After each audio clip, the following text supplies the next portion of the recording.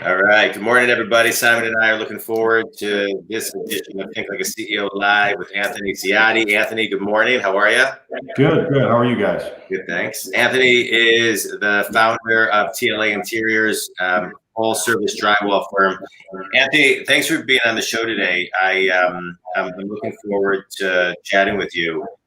Just to kind of kick things off, the theme of this show is Think Like a CEO, and I think every CEO in the world, mid-March had to kind of rethink their strategy, moving forward. How did, as a CEO, how did you kind of, reconnect with the vision of your business? Well, actually going through the recession, back 10, 12 years ago, definitely helped me with that. It wasn't panic mode, when kind of the world shut down, which I guess after going through all that 10, 12 years ago, definitely helped me in this instance because I was prepared in a way for something like this. We had cash reserves set aside. I mean, in the back of my mind, I always think about that. I constantly think about that pretty much every day, every week, every month. I would never want to go through that again. So as I'm growing my business, or we're just going through our daily routines and monthly routines and strategies, that's always in the back of my mind. So when this thing hit, in a way, I was way more calm than I thought I would be. And so now it's just a matter of, okay, which direction do we go? Coming out of this, what businesses are going to grow and thrive? And that's what we started looking into. We started looking to some apartment developers. We got involved in some apartment projects. Marijuana industry is growing rapidly. I started networking in that arena. I made a lot of good connections there because that business was deemed essential, right, during the quarantine. Right. So those businesses were open. So I said, all right, how do I make contact with these guys? Because they're going to keep building stores and grows and dispensaries and all that as we come out of this. So that's kind of where my focus shifted. And we have a diverse client base, and I knew, we're all looking out for each other because we kind of all went through that recession time together. So that's kind of where we shifted, and we're doing a lot of that business, right now. And coming out of this, we've got record-breaking months, month after month, coming out of this in early part of May, which obviously real estate's hot. I know Simon's had some record-breaking months as well. So it's just a matter of staying calm and knowing that we can get through this. We've done this before. And I guess that gave us the confidence to kind of get through it. Yeah. Now, John, I've been getting a lot of calls with some commercial guys, and Anthony, you do, I know you do commercial and residential. I've been getting a lot of calls from commercial guys who had a big piece of property that were going to make it 100% commercial, and now they're realizing that residential inventory is low. The commercial, a lot of there's different segments that are slower than others, and they're not as confident in the commercial world, and they're going to, take some of the property and do some houses or residential piece to it. Are you seeing like residential go through, are you seeing that at all between the two? I see a lot of residential. People have asked me, how do you see residential? Commercial's definitely slowed down on the retail side, office side, which we all knew that would happen, right? The residential side, because of the interest rates too, obviously, people are obviously they're picking up houses maybe as rentals, or they're remodeling. They're still doing basements and kitchens and things like that, or they're staying in their home and they're gonna do those projects, or buy homes and do those projects before they move in. And what's nice about us, we've never gotten away from that type of business as we've grown. And I have about 70 people in the field now, and it's a lot of people and a lot of moving parts. But people have always asked me, why do you continue to do residential or small residential work? Well, you never know when you need that business, number one, and you never know who those people can refer you to, in other industries, or what they do for a living. We might end up doing a basement for a guy that's involved in an apartment development, or he might be a small GC and he's doing, small build outs for friends of his or office people. So we run into that constantly. So this business is all about networking. It's all about finding the next client and growing. We're all in that type of business. So to turn something down or to get rid of that kind of business never made sense to me. And I think that's why we're we're as successful as we are. We've continued to grow even in downturns. Yeah, I love that. I love what I just want to comment on a couple of things, Anthony. I love what you're talking about as far as cash reserves, because 2008 was a bloodbath for so many people. And I remember like in March of 2010, when the market started coming back, everybody kind of started to forget. So I love the reminder that, no matter how good of a cycle we are coming out of and maybe still in, cash reserves to keep your company healthy is such a great reminder. But I want to talk about networking, because the world of networking, as you were talking about, right? You're always networking, always referring, looking for those referrals. But in the world that we're in today, networking just looks a lot different. And so, how have you pivoted to Corona networking? It's funny because there are times when the last few months I've wanted my phone to stop ringing. It's been a little bit overwhelming, which is obviously a good problem to have. Yeah. But the fact that I'm a golfer, so that's a big deal right now. It's just one of the only things you can do. So I guess that's helped a lot, because you can still take clients, out to golf and have a drink and cigar and all that stuff. But I've probably picked up the phone more now too, and just maybe there are clients that I don't talk to as much anymore, because I have project managers and foremen that deal with those guys on a daily basis. So I've just touched base with a lot of my clients, the owners or executives at these firms, just to say, hey, I'm still around. And, they see me on projects too. I'm not a guy that sits in the office all day either. And I think that's important. So they know, or they hear that, hey, Anthony was on site, he walked the project, or he's out here measuring the project himself. Like, that's a big deal in my world, because the guys that just sit behind a desk all day, I think they lose touch. And I like to have a pulse on what's going on in my business and what's going on out in the field. So that's a form of networking to me. They see that, they think, okay, everything's going to be okay. They're on top of it, and just touching base with everyone. I mean, that's always important, just to hear from somebody. Yeah, that is such fundamentally sound advice. Just picking up the phone doesn't cost anything. Takes a little courage. Takes a lot of consistency and discipline to put it in your calendar and actually do it. But I think that is as fundamental as you get. The phone is your best friend. But people forget that, or they don't want to do it. Oh, it's just so easy to do. But I mean, no one wants to be on the phone all day either, or touch base with someone you haven't talked to in a while, or you think that relationship is so solid you may not need to. Well, if you do, that only enhances the relationship. So why wouldn't you do that? Right. Well, we have agents here, obviously, always asking how do they grow their business, and we always say you need to, our thing at Adobe is you need to think like a CEO, and how, what do you think you need to do, and these, it's pretty crazy how people think that when it comes to relationship building and drumming up business on the sales side, obviously, Anthony, there's a lot of, at administrative side, there's a lot of back office stuff going on. When you're talking about drumming up business, a lot of people think they need to just go sit in the office and grind out 8-9 hours. And even if they have nothing to do, it's like, no, you need to just go do more. You need to be around more people. And Anthony mentions golf and, these things. The second I joined a golf club, my business skyrocketed. I saw a thing on this guy doing a demonstration on LinkedIn the other day where he had a cup of water and he was dumping water into these little cups. And he said, how do you get more business? And he said, cold calling, he filled up the water this much.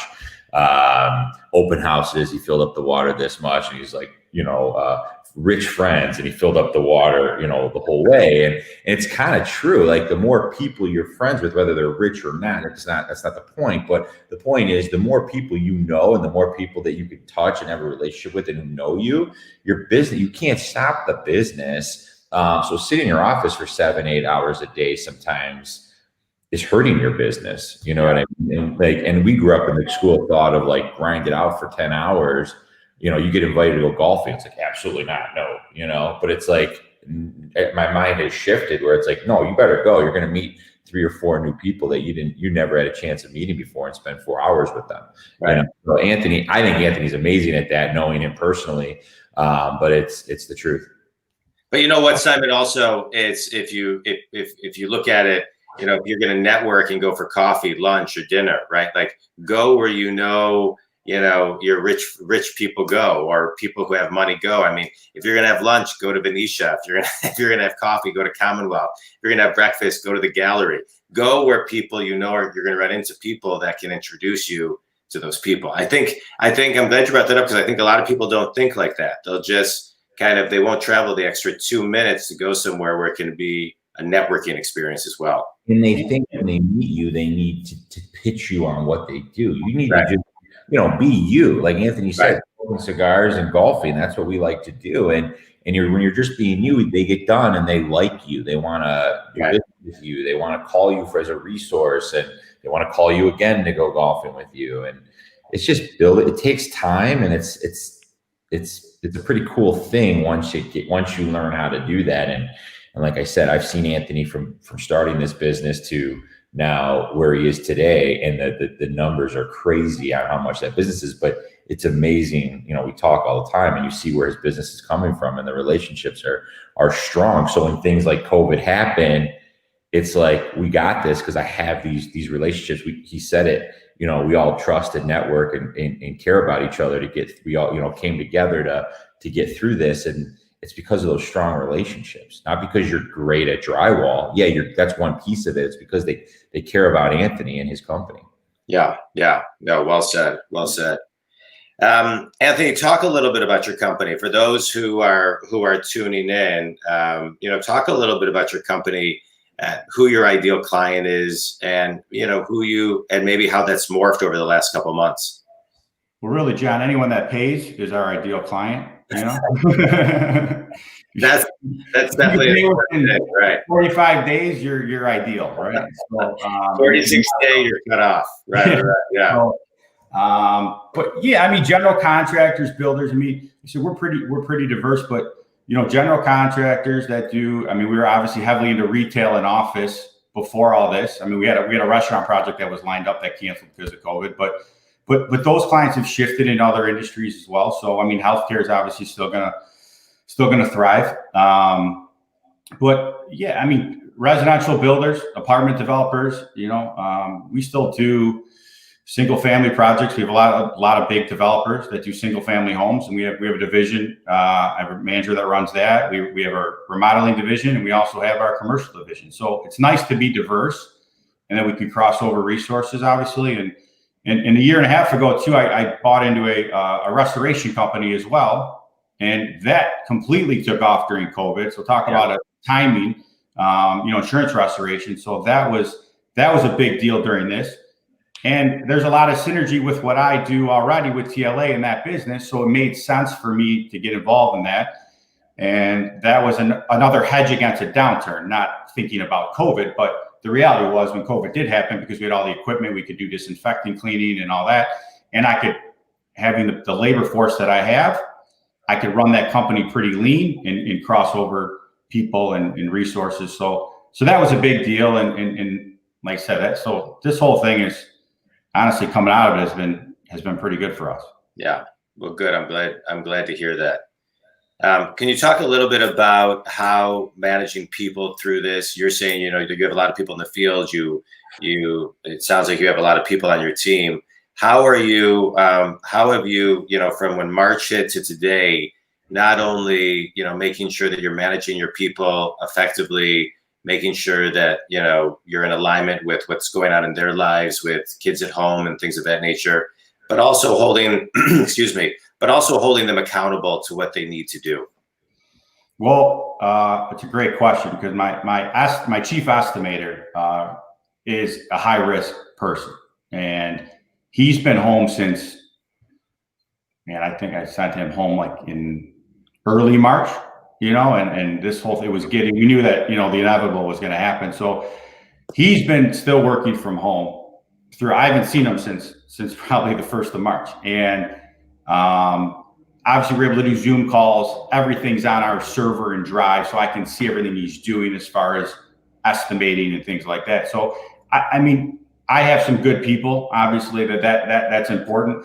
I've gone through the ringer with that, and I feel like I've assembled a really good team right now. We're in a good place, and I can trust that these guys are doing what they're supposed to be doing.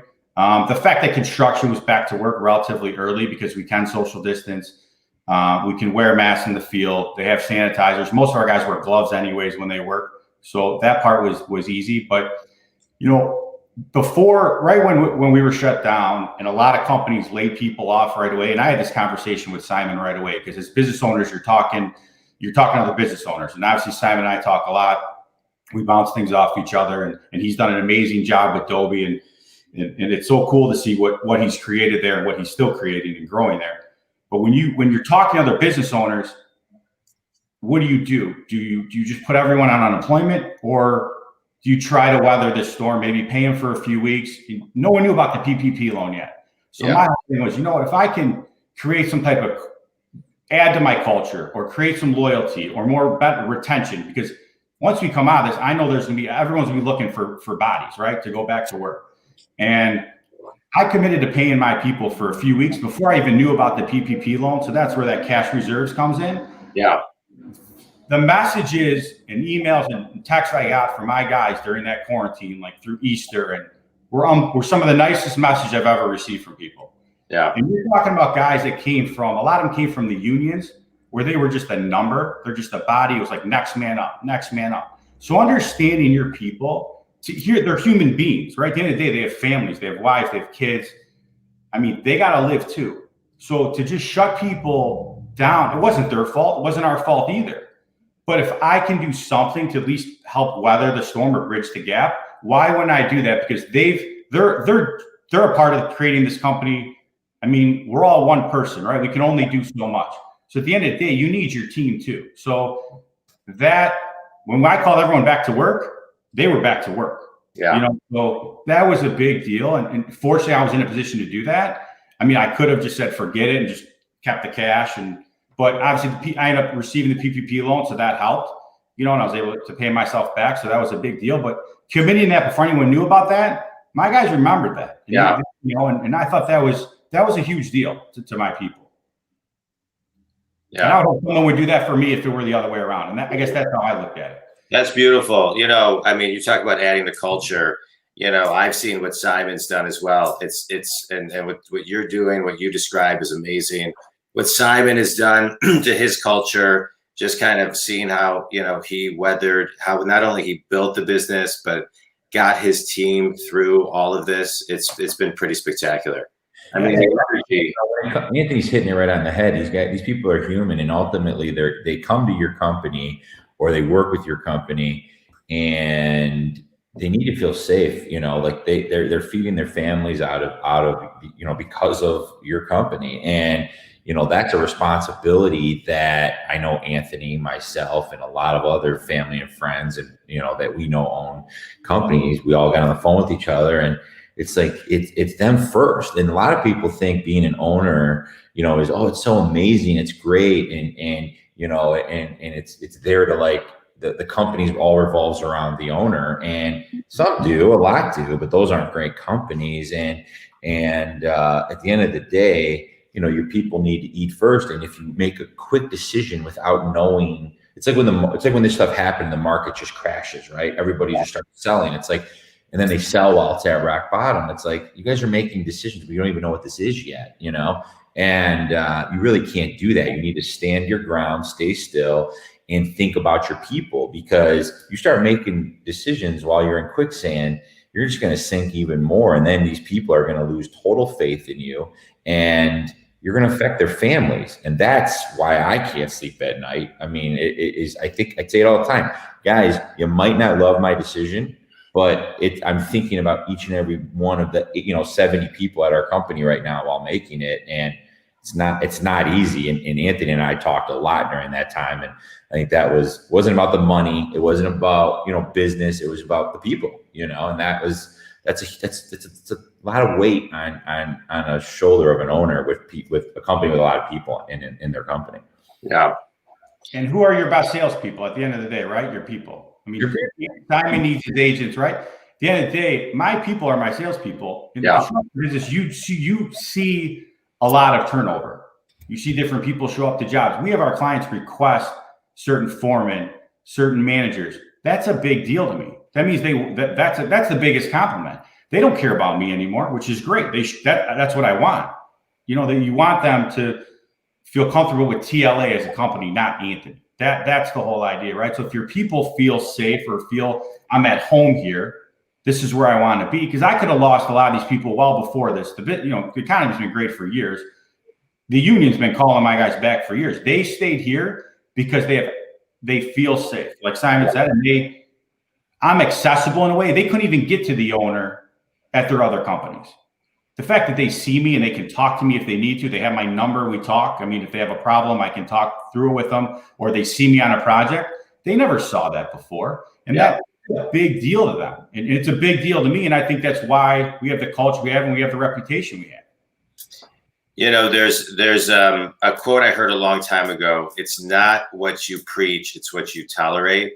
And I love what you guys are talking about, because when you put your people first and heart-based management, you know, that's what it's all about. And I love hearing stories about people first. You know, a lot of times you hear client first, but really, if your people aren't happy, then you can't give the client the ultimate experience. Like you were saying, Anthony, right? Your people are your best salespeople. So if they're unhappy even this much, then just the energy, the tone, everything that they give to the face when they're out in the field, it reflects everything. Right. It reflects it all.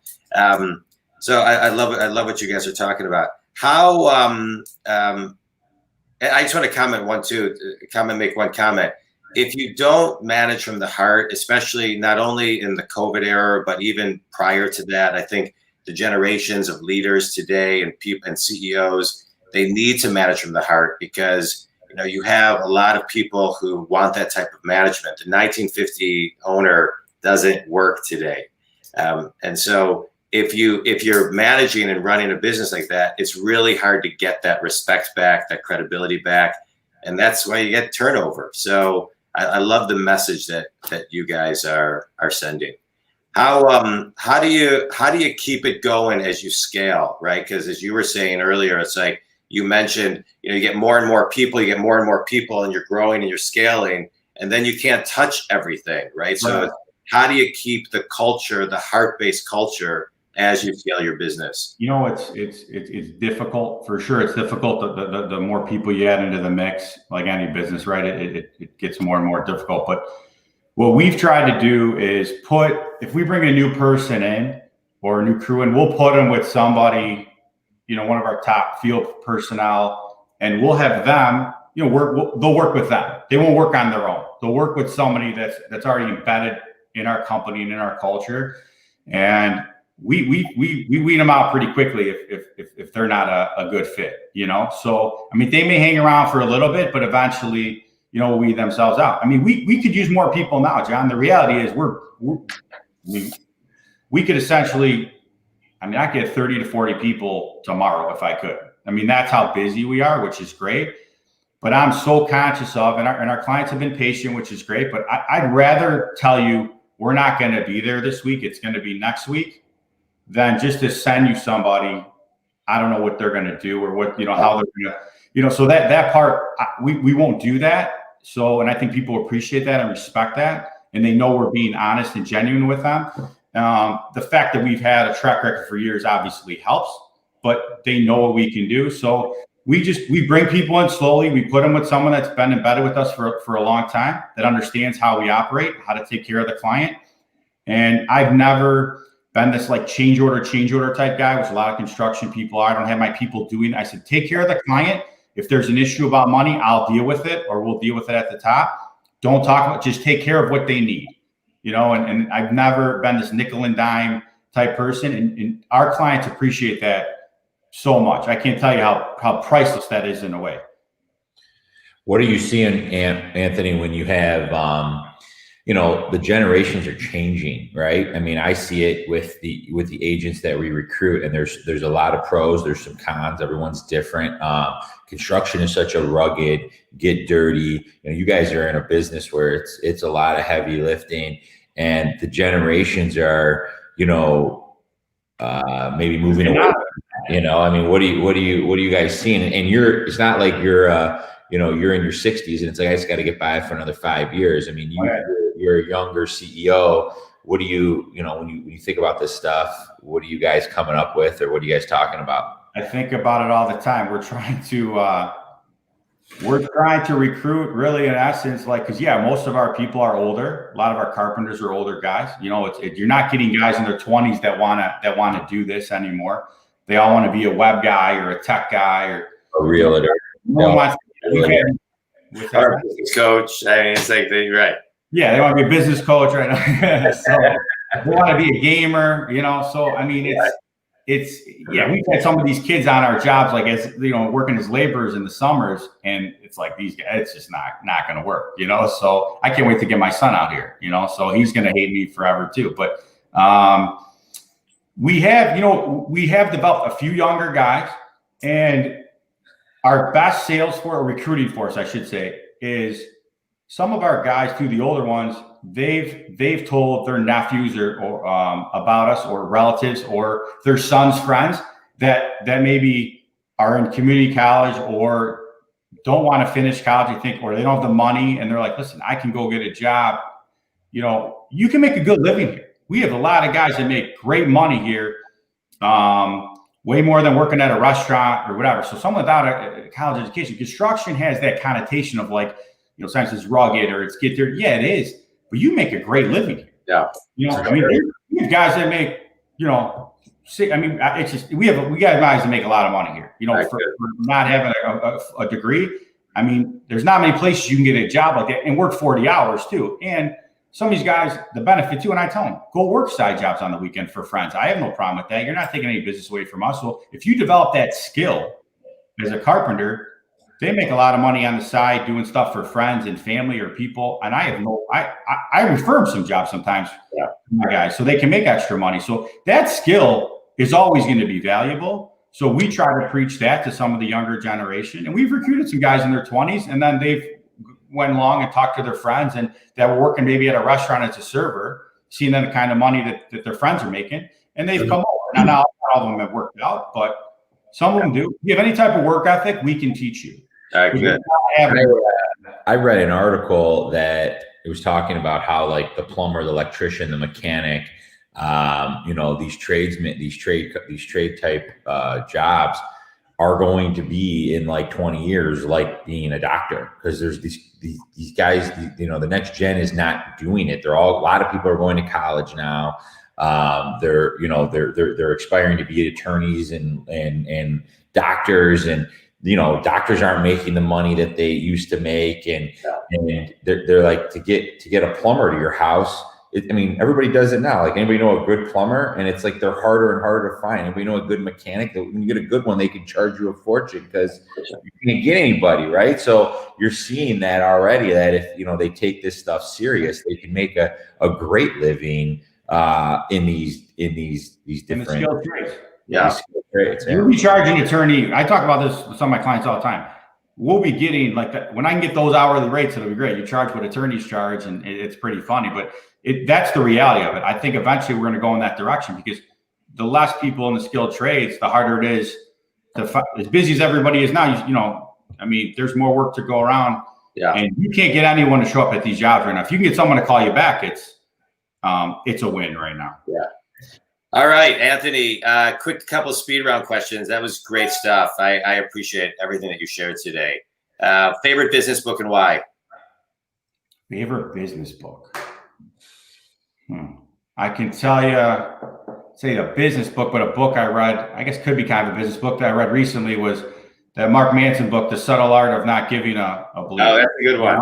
Yeah. I just read that during the quarantine, and I thought that was cool. I enjoyed it. Good read. I have a tendency probably to care too much about too many things sometimes. So I wanted to read that and just, kind of get you to think more about what's important, what's not important, and, what to focus on and what to really care about, right? At the end of the day, you should only care about a few things, and your attitude is a reflection of that. So that was a good read. I enjoyed that. All right, good. I just bought this book. I just started reading it. It's a great read from this podcast. All right, Simon, last question. I would say, you have kids, and your kids see you wake up every single day at 5 a.m. and I know this about you, and your phone starts ringing at 6 a.m. and there's no light at the end of the tunnel. I mean, this is what we do being owners, and I guess my final question is like, what is your message to, what do you hope that time is, you can't get time back. You can always make money, but you can't get time back. I mean, I guess, I don't know if it's a question, but it's more of like, tell me how you handle this in your not a lot of wives and kids understand this, and you guys do a great job of it. Well, no, and I appreciate that. And yeah, Simon knows that. I know you deal with similar stuff, and it's the toughest thing, I think, when you run a business. The thing I struggle with the most is the balance with work and family. I think any business owner would say that, one that has a family. So the good thing, my wife is incredible. That helps. She grew up in a family where her dad was always working and wasn't around that much. So obviously that helps, because she has that inherent thought where that's just how I grew up. That's what my dad did. That's what my husband does. So telling my kids, like, I'm doing this to provide a certain life for you guys. And, I want you guys to grow up with every advantage you can, but I want you to understand that this comes with sacrifice, and this isn't easy. It's not an overnight thing. It's a daily thing. And I want them to develop that discipline in their school. And obviously I want to help pay for their college and all that stuff. So you do those things so that they can have those resources and hopefully have a better life than we did. But they need to know it comes with sacrifice. It's not an overnight thing. And Simon and I go through that every day. And I think it's good for your kids to see that. It wasn't like we just inherited, or, it fell on our lap. We've worked for this, and we continue to work for it. And I think that's a great message, because a lot of kids today, it's tough to find work ethic in this younger generation. And I think that's going to be our biggest challenge as parents too, is to develop that work ethic. We saw parents that worked. I know what Simon's dad did. I know what my dad did. They worked. Yeah. So that's what created our work ethic. I don't want to work like they do or they did till we're 70, 80 years old. I definitely don't want to do that. I'm trying to create a business where I don't have to do that. But that's what we grew up around. And I don't think it's a bad thing for our kids to see that, but it's just trying to balance when you're home, to be more present when you're around them. Yeah, I agree. That was well said. I, like you guys, saw my dad work so hard. Anthony, tell people how they can get a hold of you and who you're. My cell number is the best way to reach me. 313-732-7397.